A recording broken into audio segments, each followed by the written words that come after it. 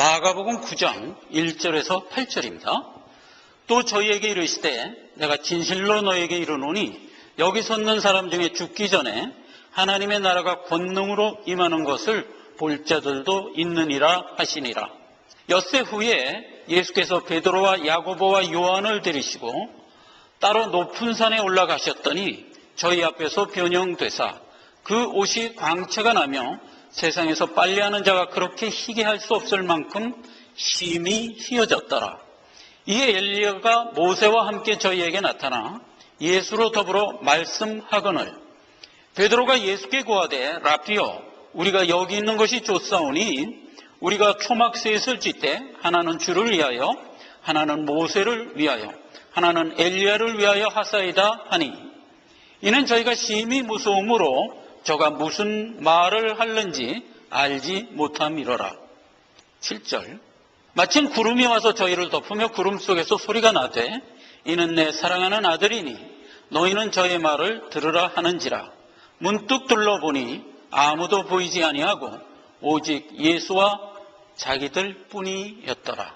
아멘. 변화산의 영광 중 임재라는 제목으로 오늘 은혜를 받고자 합니다. 지금까지 예수 그리스도께서 제자들과 택한 자녀들을 위해서 교육과 교훈을 하면서 여기까지 왔습니다.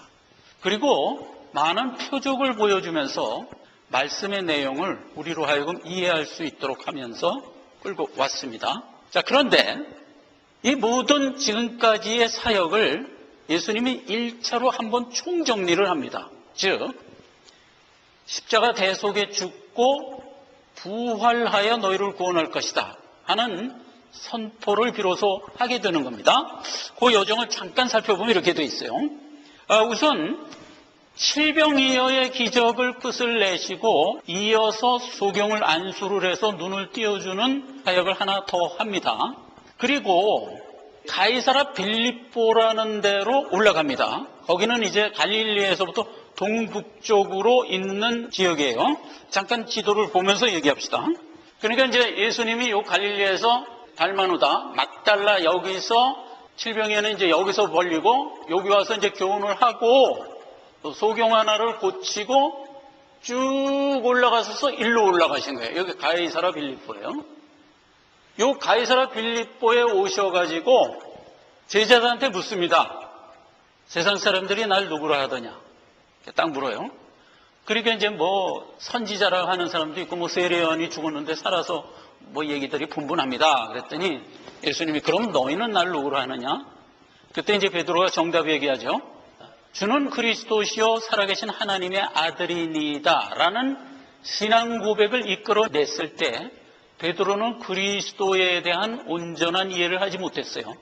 그런데 이제 예수님은 베드로의 그 신앙 고백에다가 예수 그리스도는 십자가의 죽음으로써 너를 구원하는 자니라 하는 얘기를 비로소 한 거예요. 지금까지 한 번도 안 했어요, 그 얘기를. 근데 이제 최초로 한 겁니다. 당연히 베드로가 알아들을 리가 없죠. 안 됩니다, 주님. 죽다니요. 무슨 소리예요? 못 죽습니다. 하면서 이제 예수를 붙들었잖아요.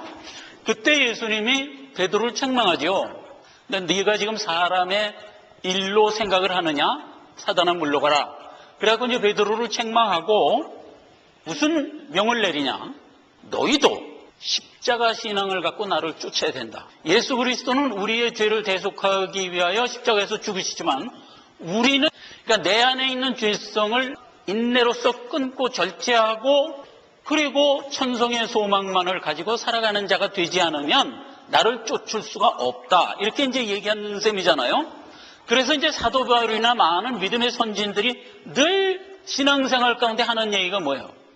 나는 날마다 죽노라. 믿음을 지키고 여기까지 승리하였으니 하나님이 나에게 상을 주실 것이다. 이렇게 고백을 했던 거 아니에요? 그 십자가 신앙으로 살 것을 명합니다.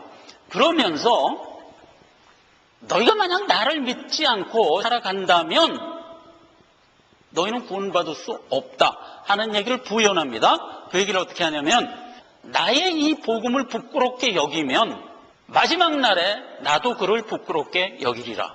이런 얘기를 해주는 것으로 예수 그리스도의 지금까지 사역을 일체로 총 정리를 하는 겁니다. 내가 십자가에 죽고 부활함으로 너를 구원한다. 모든 교훈의 정점을 딱 이룬 겁니다. 그러면서 만약 나를 믿지 않는다면 재림하는 그날 그를 부끄럽게 여길 것이다. 자, 이 얘기는 우리하고 별 상관은 없지만 엄청난 얘기죠. 세상에 있는 많은 사람들이 거의 다 안 믿어요. 우리가 늘 보잖아요. 특히 말세지 말엔 더 그래요. 엊그저께도 제가 장례 예배를 이제 갔는데 한인 교회들이 거기 있죠. 또 미국 교인들도 있고 교인이 이제는 거의 없어요. 미국 교인들도 연로한 노인들 뿐이에요. 저도 이렇게 주변을 다 봐도 다 이 머리가 휘끗한 사람만 있는 거예요. 젊고 팔팔한 사람은 거의 없어요. 거의. 창세 이후로 제일 많은 인구가 사는 거예요. 그런데도 불구하고 예수 믿는 사람은 점점 더 적어지는 거예요. 이제 주님 오실 날은 점점 가까웁니다. 주님 딱 와서 그 수많은 사람들을 주님이 부끄럽게 여긴다. 부끄럽게 여긴다는 것은 굉장히 젠틀하게 하신 말씀이에요. 심판하여 멸한다는 얘기잖아요. 그러면서 여기 있는 너희가 영광과 권능 가운데 하나님 나라가 임하는 것을 볼 자들도 있느니라. 이 얘기를 해줍니다. 그 얘기를 어디서 했다고요? 가이사라 빌립보. 그리고 이제 6일이 지났습니다. 6일. 자, 본문 말씀을 다시 봅시다. 또 저희에게 이르시되 내가 진실로 진실로 너희에게 이르노니 여기 사는 사람 중에 죽기 전에 하나님 나라가 권능으로 임하는 것을 볼 자들도 있느니라. 2절에 엿새 후에 예수께서 베드로와 야고보와 요한을 데리고 높은 산에 올라가셨더니 저희 앞에서 변형됐다. 그런데 이제 이 동일한 얘기가 누가복음 9장 28절에는 8일쯤 후에 변화산에 가서 변형된 모습을 보여줬다 이랬어요. 그래서 이제 사람들이 성경도 오류를 하나, 지금 마가복음에는 6일 후에, 누가복음에는 8일쯤 후에, 그런데 이제 이 성경학자들이 헬라어의 문법을 그대로 살펴서 해석을 해본 결과 이런 얘기입니다. 가이사라 빌립보에서 그 얘기를 한 그날 이후에 6일이 지났어요. 그리고 그 다음 날 높은 산에 올라갔다. 이렇게 된 게 마가복음이에요. 그러면은 전체적인 날수는 몇 날이에요? 8일이죠. 가이사라 빌립보 하루, 그러고 나서 6일 지나서 그 다음 날. 그러니까 이제 8일이에요. 근데 누가복음은 그 전체를 이끌어가지고 8일쯤 후에 이렇게 얘기한 거예요. 그러니까 결국은 같은 얘기예요. 성경은 절대로 오류가 있을 수가 없어요. 하자는 거 하나도 오류가 있을 수가 없어요. 그걸 언제나 믿으시기 바라요. 성경은 가끔 빌미가 될 만한 턱을 하나씩 이렇게 만들어줬어요. 안 믿고자 애쓰는 사람들이 그 턱에 걸려서 넘어져요. 그래서 이제 성경 말씀을 구약에는 뭐라 그랬죠? 걸려 자빠져 넘어지게 하는 돌뿌리다 이렇게 얘기했어요. 우리에게는 반석이고 이게 신비예요. 제가 이제 직장 생활할 때 신우회를 하는데 그때는 이제 직원들이 다 젊을 때예요. 젊으니까 이제 패기 있게 안 믿는데 야, 너 그 예수를 왜 이렇게 안 믿냐? 그러니까 성경이 엉성해서 안 믿어요. 그러니까 뭐가 그렇게 엉성하냐? 그러니까 하나님이 천지를 창조했는데 식물과 풀을 3일째 창조하고 4일째 우주만물 해달별 은하수를 창조했대네. 그래서 난 그런 성경을 못 믿겠다는 거예요. 그래요. 요즘 우리가 가지고 있는 일반적인 지식을 가지고 시금치를 창조하고 그 다음에 태양과 우주만물을 창조했다 그러면 다 호호하고 웃죠. 72억의 수많은 인구 중에서 68억이 그 돌불에 다 넘어지는 거예요. 성경이 옳아요. 시금치 먼저 만들었어요. 뭐 요즘 우리가 알고 있는 과학 지식 갖고 따져봐야 증명할 수도 없는 거고 그거는 증명거리도 안 되는 겁니다. 이런 돌뿌리들이 성경에는 항상 있어요. 거기에 걸려 넘어지는 자가 돼서는 안 돼요. 성경은 무오한 거고 하나님, 전능하신 하나님이 우리에게 주신 말씀이고 그 말씀 자체가 하나님이세요. 그걸 항상 믿으란 말이에요. 자, 그럼 변화산이 어디일까? 성경에는 변화산이라는 말은 없어요. 그냥 높은 산 이렇게 돼 있거든요. 거기서 이제 변형되는 모습을 보여줬기 때문에 변화산 이렇게 이제 명명을 한 거거든요. 첫째, 요 헬몬산일 것이다. 근데 이 헬몬산은 백두산보다 더 높은 산입니다. 2814m. 굉장히 높은 산이에요. 그렇게 높은 산에 올라가지는 않았을 것 같아요. 올라가서 금방 내려왔거든요. 그러나 우리가 생각할 때 이제 헬몬산은 언제나 산이 높은 산이 있으면 그 근처에는 이제 작은 산들이 많이 있죠. 그 중에 어떤 산이었을 것이다. 이렇게 우리가 보통 추측을 합니다. 그게 이제 첫 번째고, 또 하나는 6일 후에 갈릴리 남단으로 와서 귀모울이 고치고 하면서 이제 이어지거든요. 갈릴리 남단에 있는 어떤 산일 것이다.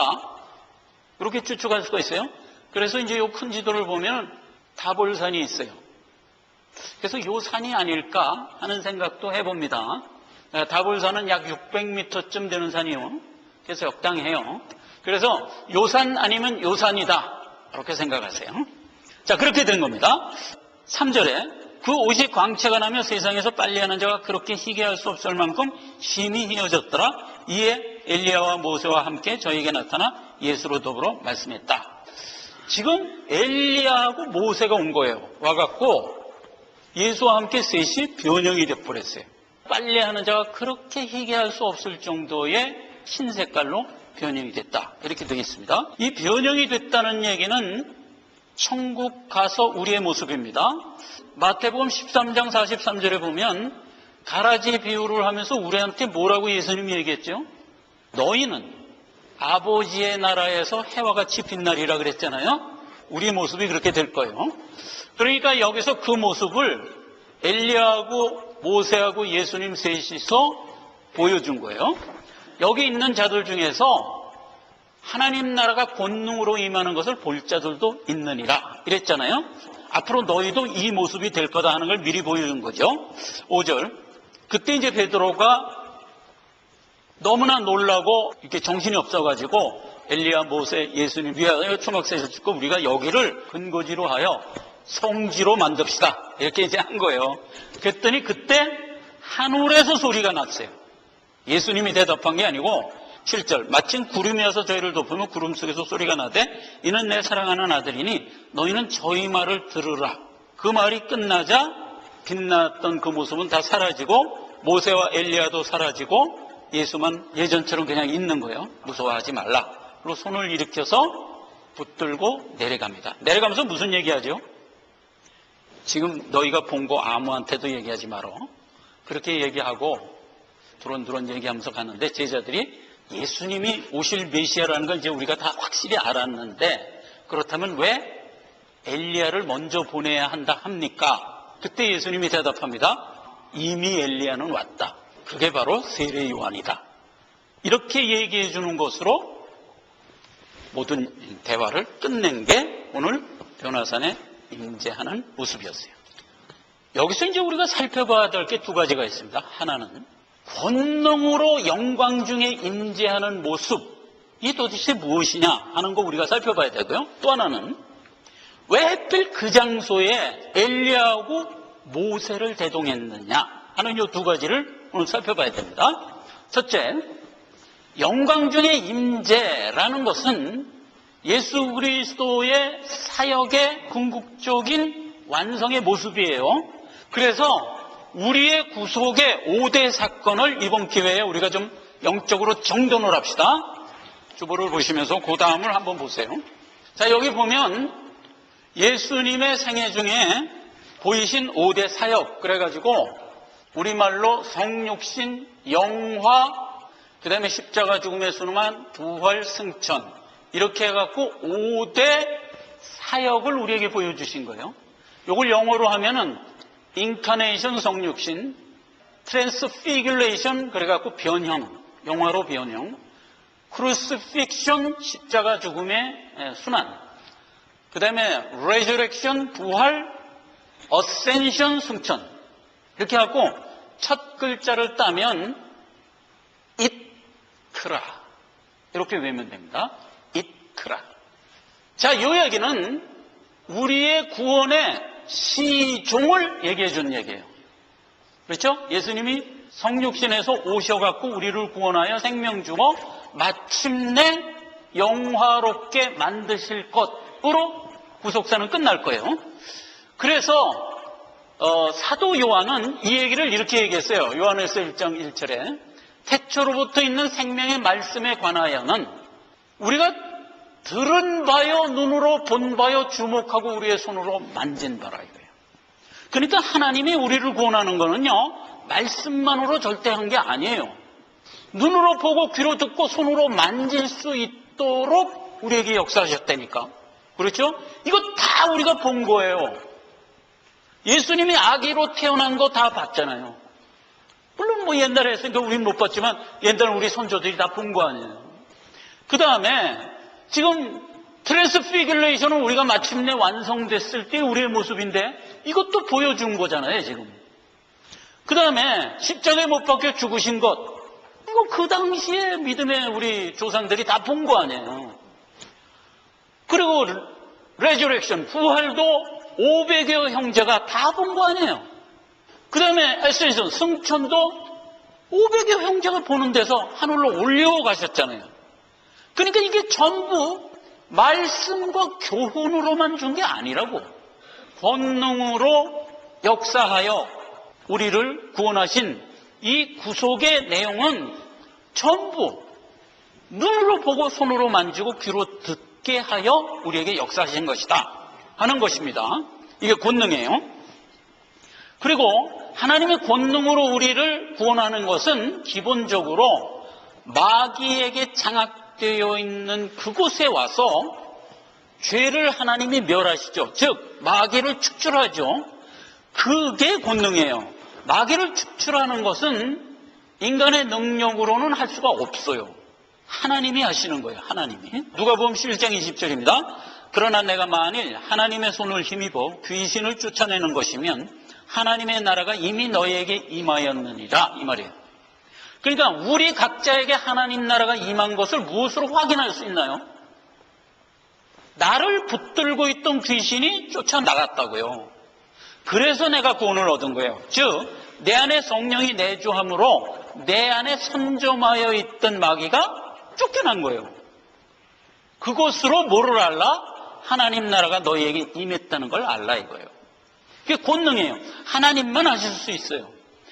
지금 그 간질에 걸렸던 아이를 고치는 사건에서 이런 일이 있었죠. 그 부모가 와서 우리 아이가 발작이 나면은 물불을 모르고 막 뛰어듭니다. 어떻게 우리 아이 좀 고쳐주십시오. 그리고 제자들한테 얘기하니까 제자들이 못 고쳤어요. 못 고치니까 나중에 예수님이 고쳐주셨어요. 그랬더니 이제 제자들이 집에 가서 예수님한테 물었어요. 예수님, 우리는 왜 그 아이를 못 고쳤습니까? 이렇게 물으니까 예수님이 그때 하신 대답이 뭐죠? 마가복음 9장 18, 29절 얘기입니다. 내가 선생이 제자들에게 내어 쫓아달라 하였으나 저희가 능히 하지 못하더이다. 29절. 예수님이 대답하되 기도 외에는 다른 것으로는 이런 이유가 나갈 수 없느니라. 기도로만 귀신을 쫓아낼 수 있다 하는 얘기는 무슨 얘기예요? 하나님이 하신다는 뜻이잖아요. 우리가 기도하면 하나님이 듣고 응답하시는 거잖아요. 즉 하나님이 하시는 일이라고요. 하나님은 성육신 해갖고 제일 먼저 하신 일이 뭐죠? 와서 마귀부터 결박을 했다고요. 지금 세상에는 마귀가 결박당해 있습니다. 그런데 그것은 성도 입장에서 볼 때 결박당했다는 얘기예요. 세상의 불신자들에겐 그냥 마귀 수중에서 사는 거예요. 옛날에 마귀가 아담과 하와를 유혹하여 죄로 떨어뜨린 것 같은 그러한 역사를 우리에겐 못해요. 그게 결박이에요. 그래서 우리가 한번 성령의 능력으로 구원을 얻은 우리에게 마귀가 다시 와서 우리를 죄 가운데로 끌어내리질 못해요. 옛날 아담과 하와를 죄 가운데로 미혹하여 죄에 떨어뜨리게 했던 것과 같은 마귀 역사를 우리에게 못하는 거예요. 그걸 보고 결박했다는 거예요. 그러니까 예수님이 하는 얘기가 그거예요. 만약 어떤 도둑놈이 그 집에 들어가서 물건을 늑탈하려면 어떻게 해야 돼요? 먼저 그 집에 들어가서 그 집 주인을 결박하고 그리고야 훔쳐나오는 거 아니냐. 이런 일반적인 상식으로 우리에게 설명을 했던 거 아니에요. 그러니까 너희가 구원을 얻는다는 거는 마귀를 결박하고 너희를 구원한 것이다 이 말이에요. 그러니까 우리에게 있어서 마귀는 결박이에요. 다시는 우리를 만지지도 못하는 거예요. 다시 봐요. 내가 만일 하나님의 손을 힘입어 귀신을 쫓아내는 것이면 이미 하나님의 나라가 너희에게 임한 것이다 이거예요. 이걸 믿으시란 말이에요. 이게 권능이에요. 자, 그 다음에 언약과 성취, 이거는 조금 전에 알아본 이크라, 그렇죠?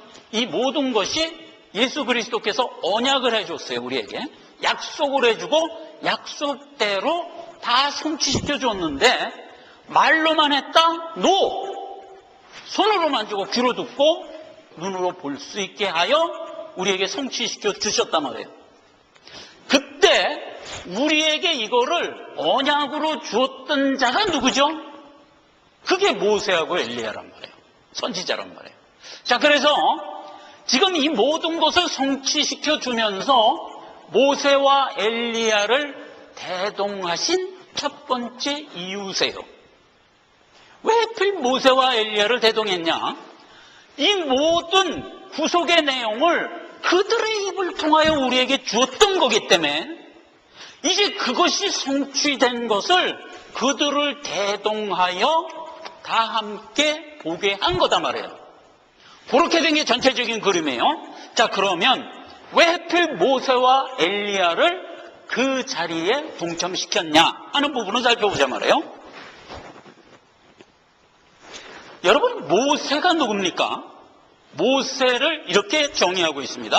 요한복음 1장 17절, 율법은 모세로 말미암아 주신 것이요 은혜와 진리는 예수 그리스도로 말미암아 온 것이라. 이렇게 구분되는 거예요. 빌립보서 3장 19절, 그런즉 율법이 무엇이냐? 범법함을 인하여 더한 것이라. 천사로 말미암아 중보의 손을 빌어 베푸신 것인데 약속한 자손이 오시기까지라 이 말이에요. 그러니까 예수 그리스도가 성육신 할 때까지 무엇이 역사했었어요? 언약이 역사했었어요. 율법이 역사했었어요.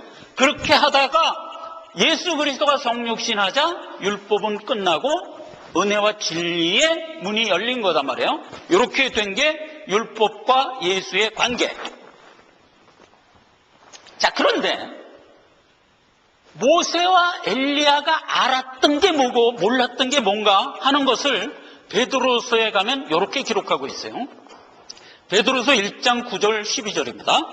믿음의 결국 곧 영혼의 구원함을 받음이라. 이 구원에 대해서는 너에게 임한 은혜를 예언하던 선지자들이 연구하고 부지런히 살펴서 자기 속에 계신 그리스도의 영이 그 받으실 고난과 후에 얻으실 영광을 미리 증거하여 어느 때 어느 시를 지시하시는지 상고하니라.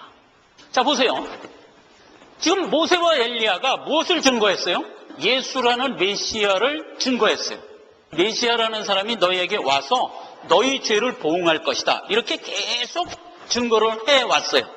그래서 모세와 엘리야가 안 게 뭐예요? 확실히 메시아는 올 것이다. 이걸 알았어요. 그런데 모르는 건 뭐예요? 그런데 그 메시아가 와서 우리를 어떤 방법으로 구원하고 어느 때에 올 건가에 대해서는 그들도 궁금해했다고요. 상고하니라. 언제나 그것을 생각하고 있었다 이 말이에요. 그 얘기예요. 그러니까 이제 모세와 엘리야는 예수가 구원자라는 것까지는 알았어요. 그래서 그가 와서 우리의 죄를 대속하여 주실 메시아라는 것을 알았어요. 그래서 그걸 율법이라는 언약에 담아서 우리에게 주었던 거예요. 그러니까 이제 그 당시에 모든 구약에 있는 사람들은 우리를 구원할 메시아가 언젠간 와서 우리의 죄를 보응할 것이다, 대속할 것이다 하는 걸 알았어요. 그래서 그 내용을 믿음으로 구원을 받았던 거예요. 믿음으로. 그러니까 우리가 구원을 받는다는 것은 예수 안에 친히 들어갔을 때도 구원을 얻는 거지만 아직 예수를 언약 가운데만 줬을 때에도 그 예수를 믿으면 동일하게 구원을 받는 거예요. 그러니까 믿음으로 구원을 받고 실제 상황 가운데서 구원을 받고 이 차이가 다른 것뿐이지 구원은 마찬가지예요. 자, 그런데 무엇이 다르다? 옛날 사람은 선지자들이 우리에게 준 언약을 바라보고 구원을 얻었어요. 그때는 히브리서 11장에 계속 그 얘기해요. 옛날 조상들이 그 언약을 바라보고 믿음으로 구원을 얻었다. 믿음으로 구원을 얻었다. 계속 그러는 거예요. 그런데 뭐는 못 봤다? 예수는 못 봤다 이거예요. 예수는. 이게 모세와 엘리야예요. 모세와 엘리야는 그걸 알았지만 친히 예수를 보지는 못했어요. 그래서 예수가 언제 올 거냐를 모르고 있었어요. 그래 항상 그걸 궁금해했어요. 모세와 엘리야와 누가 궁금해했다고? 천사까지도. 자, 그 얘기가 고담 얘기예요. 이 섬긴 바가 자기를 위한 것이 아니라 너희를 위한 것임을 계시로 알게 되었으니 이것은 하늘로부터 보내신 성령을 힘입어 복음 전하는 자들로 이제 너희에게 구한 것이요 천사들도 살펴보기를 원했던 거였다 이 말이에요. 자, 그래서 율법은 메시아를 확실히 증거했지만 어떤 방법 언제 올 거에 대해서는 천사들도 궁금해하면서 여기까지 오고 있었어요. 자, 그런데 모세에 대해서 조금 더 알아봅시다. 그러면 모세는 어떻게 구원을 얻었을까? 모세도 십자가 대속의 피로 구원을 얻어요. 그 얘기가 이렇게 돼 있어요. 모세를 부를 때 모습을 보면요 굉장히 재밌어요. 출애굽기 4장에 보면 모세를 부르는 모습이 이렇게 나와요. 애당초 모세가 자기 백성을 구원하기 위하여 나이 40대에 애굽의 왕자로 있을 때 자기 동족을 괴롭히는 애굽 사람을 때려 죽였어요. 그러고서 이제 자기 힘으로 구원을 하려고 애쓰다가 그게 들통이 나는 바람에 도망갔어요. 미디안 강으로. 그래갖고 이제 다시는 애굽으로 돌아가지 못하는 말하자면 일개 목동으로 전락을 해버렸죠.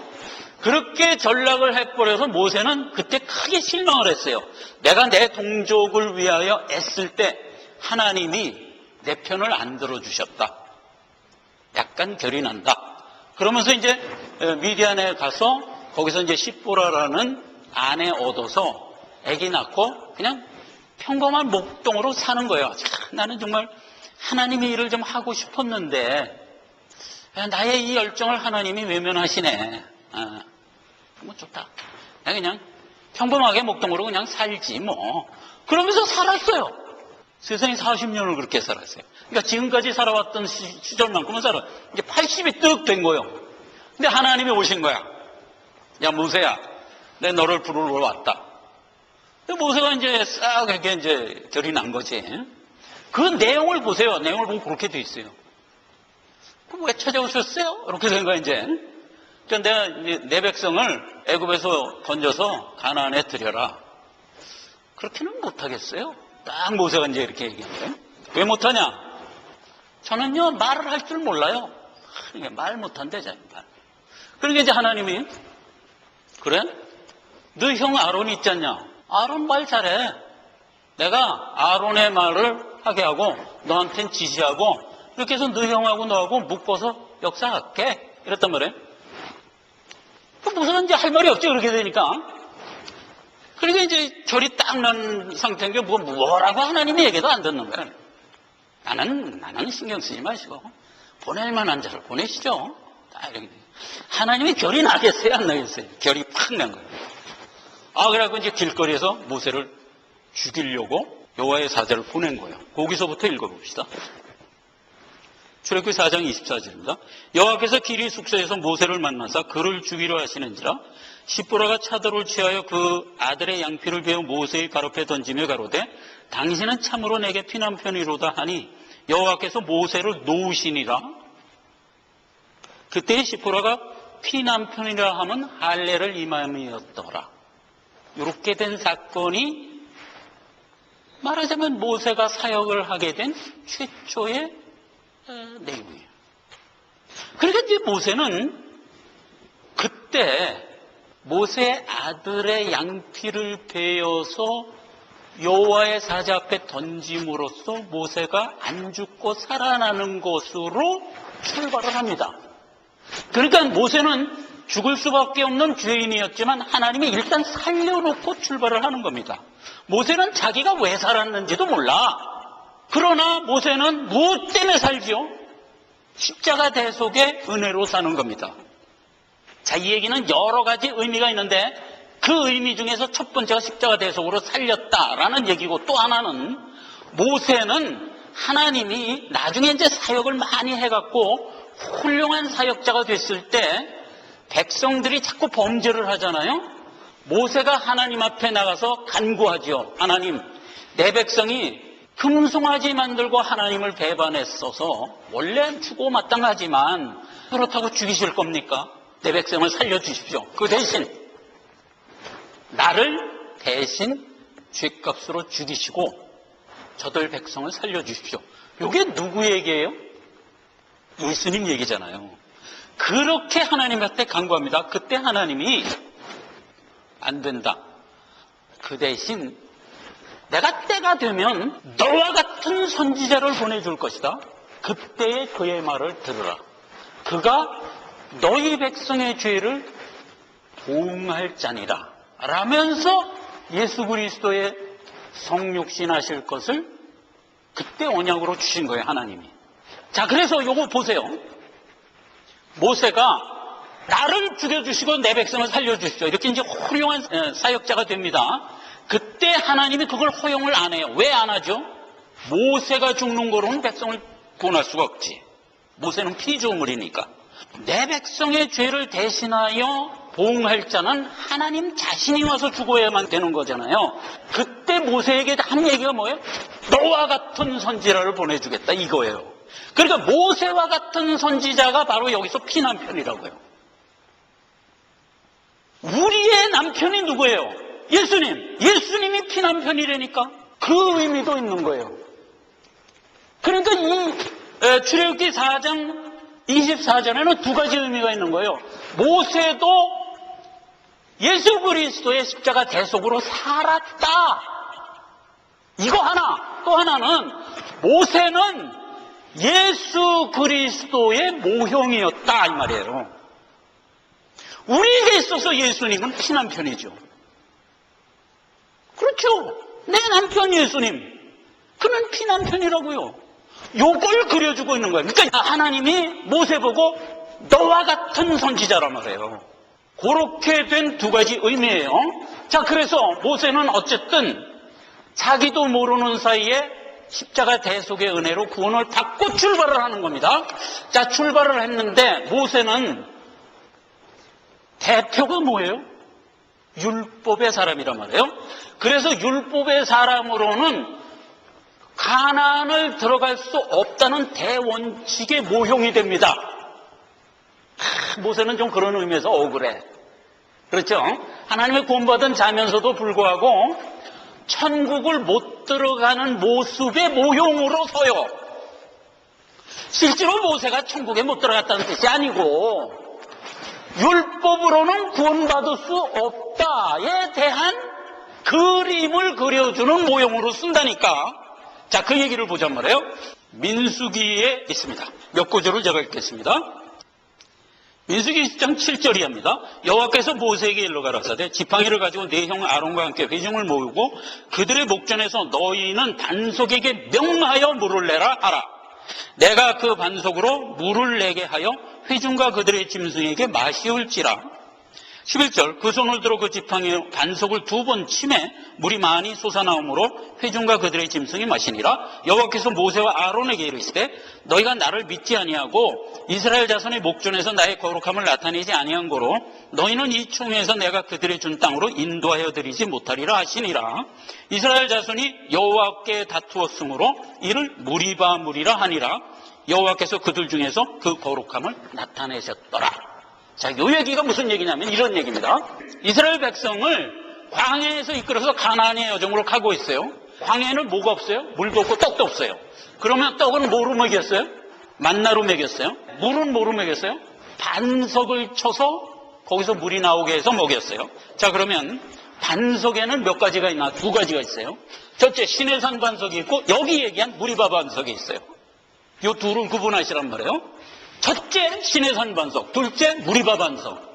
둘 다 물을 내서 먹였는데 의미는 굉장히 달라요. 자, 그림 다시 봅시다. 요거예요. 요게 시내산 반석이에요. 그러니까 모세가 이스라엘 백성을 이끌고 가나안에 가는 중에 시내산에 들렸다고 그랬잖아요. 시내산에서 무슨 사건이 있었어요? 여러 가지 사건이 있었어요. 시내산에서 율법 받았어요. 모세가 시내산에 올라가서 율법 받아갖고 내려오는 사이에 백성들이 밑에서 금송아지 만들고 대도를 했어요. 그래갖고 이들이 다 죽을 뻔했는데 하나님이 살려주고 그때 준 약속이 뭐예요? 너와 같은 선지자 보내줄 텐데 그때 네 백성의 죄를 보응하리라 하는 약속 줬던 거 아니에요? 그때 반석에 물을 내서 먹여줬어요. 그 장면을 보자 말이에요. 이렇게 기록되어 있어요. 출애굽기 17장 6절 내가 거기서 호렙산 반석 위에 너를 대하여 서리니 하나님이 한 소리예요. 너는 반석을 치라 그곳에서 물이 나리니 백성이 마시리라 모세가 이스라엘 장로의 목전에서 그대로 행하니라. 그러니까 하나님 뭐라고 명해요? 저 반석을 지팡이로 치라 그랬어요. 땅 치니까 이렇게 갈라진 거예요. 이 반석이 얼마나 크냐 하면 사람이 여기 서 있으면 사람이 요만해요. 그럼 얼마나 큰지 알겠죠? 그리고 요 밑을 보니까 물이 나왔던 그 샘 구멍이 움푹 있더라고요. 거기서 그냥 물이 콜콜콜콜 나온 거예요. 그러니까 그 구멍이 얼마나 크냐 하면은 이 방 한 반만에 그런 구멍에서 물이 나왔던 거예요. 돌멩이 무더기 앞에 냇갈보다는 크고 강보다는 작은 그 정도의 물이 흘렀던 거예요. 그래가지고 이제 200만 이스라엘 백성들이 먹었던 거예요. 이게 이제 반석입니다. 그래서 그때 여호와가 뭐라고 명했다고? 반석을 지팡이로 치라 그랬어요. 자, 그런데 민수기에서 뭐라고 되어 있다고요? 반석을 치지 말고 명하여 물을 내라 그랬어요. 명하여. 그런데 이스라엘 백성이 막 원망하면서 물 달라 그러니까 모세가 이제 백성들이 또 물 달려는데요. 저들이 나를 돌로 치게 생겼습니다. 급합니다. 빨리 물 주세요. 그러니까 하나님이 그러면 반석에 명하여 물을 내라 그랬어요. 그 장소는 물이 반대. 그래서 이제 거기에 어떤 반석을 명하여 물을 나와라 이러면 이제 물이 나올 판인데 모세가 결이 나니까 백성들 앞에서 그 반석을 지팡이로 땅땅 두 번 치고 물 나와라 이랬단 말이에요. 그게 물이 나오긴 나왔는데 그래서 백성이 먹긴 먹었는데 하나님이 야 너 모세 너 왜 반석을 명하여 물을 내라 했는데 왜 반석을 두 번 쳐? 이렇게 된 거예요. 이게 무슨 뜻일까? 반석을 지팡이로 치라는 거는 십자가에 죽었다는 뜻이잖아요. 그럼 예수 그리스도가 십자가에서 죽는 것은 영단번이에요. 한 번으로 죽게요. 두 번 십자가에 매달면 안 돼요. 그거는 엄청난 참남이라고 해요. 참남. 히브리서 6장 6절이에요. 한 번 믿은 자가 다시 타락하여 죄를 범하면 안 된다는 얘기예요. 그건 있을 수가 없는 거예요. 만약 네가 그게 있을 수 있다고 하면 무슨 문제가 생기냐? 이놈아 너를 구원하기 위해서 예수님이 다시 와서 십자가에 못 박아야 되는데 그게 되겠냐 말이? 당연히 안 되지. 그러니까 한 번 구원받은 자는 다시 사단의 마귀에 의하여 죄를 범할 수가 없어. 이렇게 확증해 준 때 한 얘기예요. 그러니까 예수님을 두 번 십자가에서 못 박는 것은 있을 수가 없어요. 그런데 지금 모세가 말하자면 뭘 한 거예요? 예수를 두 번 십자가에 못 박는 것과 같은 짓을 한 거란 말이에요. 그러니까 하나님이 모세한테 얘기하는 겁니다. 네가 내 거룩함을 나타내지 아니하고 내 목전에서 죄를 범했으므로 너는 가나안에 못 들어간다. 이렇게 된 거예요. 그래서 실제로 모세와 아론은 가나안에 못 들어갑니다. 못 들어가요. 그리고 죽죠. 그렇게 된 게 모세예요. 자, 보세요. 정리합시다. 왜 변형 사건은 뭐예요? 우리 구속사 중에서 제일 마지막에 일어날 일이잖아요. 마지막에 일어날 이 사건을 보여주면서 왜 모세와 엘리야를 대동했느냐 이 말이에요. 모세와 엘리야는 예수 그리스도가 메시아라는 사실은 알았어요. 알았지만 무엇을 몰랐나? 예수 그리스도가 우리를 어떤 방법으로 구원할 건지에 대해서는 몰랐어요. 그리고 언제 올 건지에 대해서도 몰랐어요.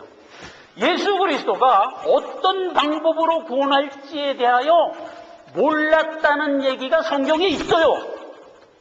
내 얘기가 아니에요. 성경에 있어요. 고린도전서 2장 6, 7, 8절이에요. 오직 비밀한 가운데 있는 하나님의 지혜를 말하는 것이니. 이게 뭐예요? 십자가 대속에 대한 얘기를 하는 거예요, 지금. 이 십자가 대속은 감추었던 것인데 하나님이 우리의 영광을 위하여 만세전에 미리 정한 것이었다 이 말이에요. 감춘 거예요. 이건 감춘 거. 8절 이 지혜는 이 시대의 관원이 하나도 알지 못하였느니 만일 알았다면 영광의 주를 십자가에 못 박지 아니하였어. 9절 기록된 바 하나님이 자기를 사랑하는 자들을 위하여 예비하신 이 모든 것은 눈으로 보지 못하고 귀로도 듣지 못하고 사람의 마음으로도 생각지 못하였다 함과 같으니라. 이 얘기는 뭐에 대한 얘기예요? 그 얘기가 어디 있어요? 이사야서 64장 4절에 있는 얘기란 말이에요. 주 외에는 자기를 악마하는 자를 위하여 이런 일을 행하신 이를 예로부터 들은 자도 없고 귀로 깨달은 자도 없고 눈으로 본 바도 없었느니라 했던 그 얘기란 말이에요. 그러니까 예수 그리스도가 우리를 십자가 대속으로 구원할 그 방법에 대해서는 아무도 몰랐어요. 아무도. 왜? 하나님이 감추어줬기 때문에. 그 감추어줬던 것을 지금 변화산 변형 사건에서 드러내버리신 거예요. 어떻게 드러냈어요? 모세하고 엘리야하고 말을 했어. 말을 했다고만 다른 데는 돼 있어요. 근데 누가복음엔 뭐라고 돼 있냐? 별세하실 것에 대하여 말을 했다. 자, 그러면 이 전체를 정돈을 해봅시다. 모세와 엘리야를 불렀어요. 물론 모세와 엘리야는 천성에 이미 가 있는 자이기 때문에 빛나는, 그렇죠? 해와같이 빛나는 모습으로 이미 돼 있지. 하나님은 원래 하나님이니까 뭐 빛나는 모습이고, 그때 셋이서 이렇게 변형해서 보여줬단 말이에요. 그때 모세가 예수님한테 묻습니다. 예수님이 과연 이때에 오셨군요. 그래서 이제 때를 알았어, 모세가. 어느 때, 어느 시, 이거 몰랐는데, 이제 알았습니다. 이제 참으로 장엄한 구속의 역사가 이루어지겠네요. 자, 그런데 하나만 더 물어봅시다. 어떤 방법으로 구원을 하시죠? 그랬더니 예수님이 내가 죽음으로써 구원한다. 별세할 것에 대하여 말하라. 그들도 깨닫고 그 변형 사건이 마감이 되는 겁니다. 싹 사라지고 예수님은 남았지. 그리고 하늘에서 소리가 나는 겁니다. 저의 말을 들으라. 이렇게 된 거예요. 여러분, 저의 말을 들으라 하는 거 하면 기억나는 거 뭐 없어요? 시내산 때 얘기잖아요. 시내산 때 하나님이 좀 이렇게 얘기하는 걸 좀 이해하면서 들어주시고요. 하나님이 좀 급하셔. 그러니까 내 사랑하는 내 새끼를 좀 보러 가야겠다 그래가지고 시내산에 확 오신 거야. 그때는 어떤 일이 생겼어요?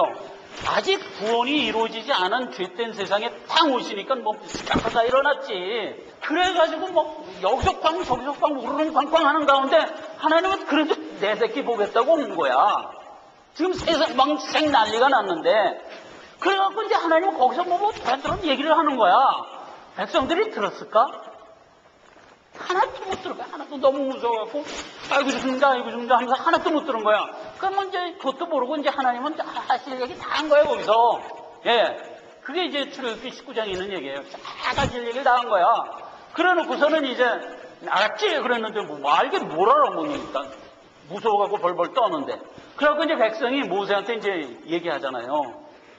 아이고 앞으로는 좀 하나님 좀 나타나지 않게 해주십시오. 아이고 우리가 죽을까 하나이다. 그랬단 말이에요. 그 모세가 가서 이제 하나님한테 얘기했지. 하나님, 백성들이 뭐 도대체 무서워갖고 무슨 소리 하는지 하나도 못 알아듣겠다니 앞으로 하나님 나타나지 말아달래는데요. 이렇게 얘기를 했단 말이에요. 그랬더니 하나님이 그때 하는 얘기가 뭐예요? 백성들의 말이 옳도다. 그래서 내가 하나의 지혜를 만들었다. 너와 같은 선지자를 내가 보내줄 거야. 그러면 그때 그의 말을 들으라. 그는 하나님이지만 사람의 몸으로 이 땅에 와서 사람과 사람으로서 얘기하는 것 같이 평안 가운데 얘기해 주리라. 이렇게 되는 거예요. 그게 누구예요? 바로 하나님이신 예수님이 오셨던 거잖아요. 그래서 보세요. 예수님을 뭐라고 지칭하죠? 은혜와 진리라니까. 원래 하나님은 뭐예요? 진노와 맹렬이에요. 원래. 그러나 예수님은 사람의 몸을 입고 우리 앞에 나타나서 어떤 모습으로 우리에게 나타나죠? 은혜와 진리로 나타납니다. 그래가지고 우리로 하여금 평안 가운데 들을 수 있게 해주셨다고요. 지금 백성들이 뭐라고 얘기했어요? 하나님 제발 좀 나타나지 말십시오. 하나님이 뭐라고 얘기하죠? 우리 하나도 못 듣습니다. 그냥 다만 무서워서 버들버들 떨 뿐입니다. 그렇게 얘기할 때 하나님이 그래, 내 이해한다. 때가 되면 하나님이 사람의 몸을 입고 와서 그가 사람으로서 조근조근 너에게 은혜롭게 얘기해 줄 때가 올 것이다. 그때 그의 말을 들어라. 그러면서 그때도 뭐래요? 너 같은 선지자를 보내줄 테니 그의 말을 들으라 했던 거 아니에요? 지금 뭐예요? 구름 가운데 베드로, 야고보, 요하나 두려워 말고 그의 말을 들어라. 그는 내 사랑하는 자요, 내 기뻐하는 아들이다. 이렇게 얘기해 주는 거잖아요. 똑같은 얘기예요 지금. 신명기 18장 18절 너 같은 선지자를 보내줄 테니 내가 나의 말을 그에게 드리니 그의 말을 들으라 했던 그 얘기나 지금 오늘 변화산에서 그의 말을 들으라 하는 한올의 형상이나 동일한 얘기예요. 지금 동일한 얘기, 그죠? 이렇게 성취되는 겁니다. 모세와 엘리야와 천사는 이 모든 궁금증을 풀고 할렐루야를 외치면서 하늘나라로 돌아가고 우리는요 지금 은혜 가운데 하나님이 한 이 모든 것을 움깍받고 은혜를 받는 자들이라고요. 성경은 그와 같은 우리의 분복에 대해서 이렇게 정의하고 있습니다. 히브리서 11장 40절입니다. 이는 하나님이 우리를 위하여 더 좋은 것을 예비하여 쓴즉 우리가 아니면 저희로 온전함을 이루지 못하게 하려 하신 것이다. 하나님이 만세전에 작정하고 계획한 모든 역사가 이 말세 지말에 이렇게 이루어져서 우리로 하여금 온전히 받아 누리게 하려고 하셨다는 거예요. 결론입니다. 하나님은 우리를 구원할 때 이렇게 얘기했어요. 첫째, 만세전에 정하시고 그렇게 정한 우리를 부르시고 부른 우리를 의롭다 하시고 의롭다 한 우리에게 영화롭게 하실 것이다. 그와 같이 지금 다 됐어요.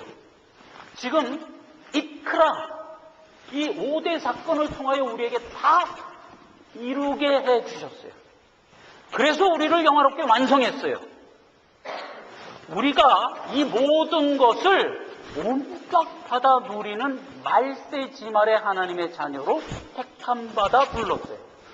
옛날에 구약 사람들도 구원을 얻었지만 그들은 다만 언약만 갖고 구원에 들어왔어요.